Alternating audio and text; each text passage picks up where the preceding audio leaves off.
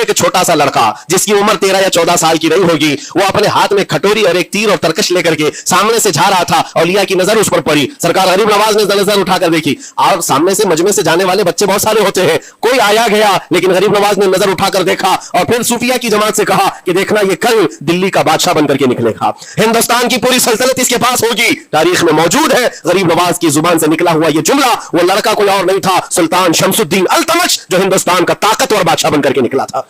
वो जिसको चाहे नवाज दे और जिसको चाहे उठा दे। अजीजा ने गिरामी वक़ार, हमारे इम्तिहान की घड़ी चल रही है, हमारे हालात अभी यानी बैक की तरफ अगर जा रहे हैं तो इसका मतलब ये नहीं है कि खत्म हो गए। हम ये देखते रहेंगे और रब तआला की मदद का इंतजार भी करेंगे। हमारे साथ जो कुछ भी जुल्म हो या नाइंसाफी हो, हर एक चीज के लिए हम इतना ही कहते हैं, ये वक्त भी गुजर जाएगा, रात हमेशा नहीं होती, सुबह का उजाला जरूर आएगा, सुबह का उजाला आएगा। अजीजा ने गिरामी वक़ार, सरकार गरीब नवाज रज़ियल्लाहु तआला अन्हु का वो जुमला याद रखो, हम अल्लाह और उसके रसूल के भरोसे जीते हैं, अल्लाह और उसके रसूल के भरोसे जीते हैं। ताकतें, कुव्वतें या तख्त और ताज हमारे मुखालिफ हो जाए तो ये नई बात नहीं है, इस्लाम के साथ ये हर बार होता रहा है, इससे पहले भी हुआ है, हालात हमारे मुखालिफ रहे।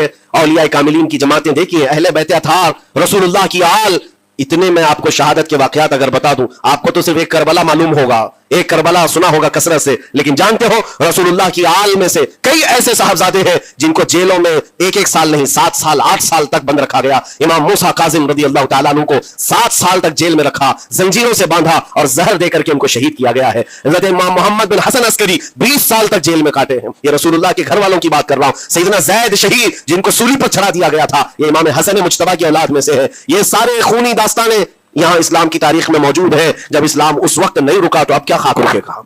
इस्लाम अब नहीं रुकना है, क़यामत तक इसकी हिफाजत अल्लाह करीम फरमाएगा, अल्लाह करीम फरमाएगा। हम जैसे आएंगे और चले जाएंगे, लेकिन इस्लाम को फलना फूलना है, ये फलता फूलता ही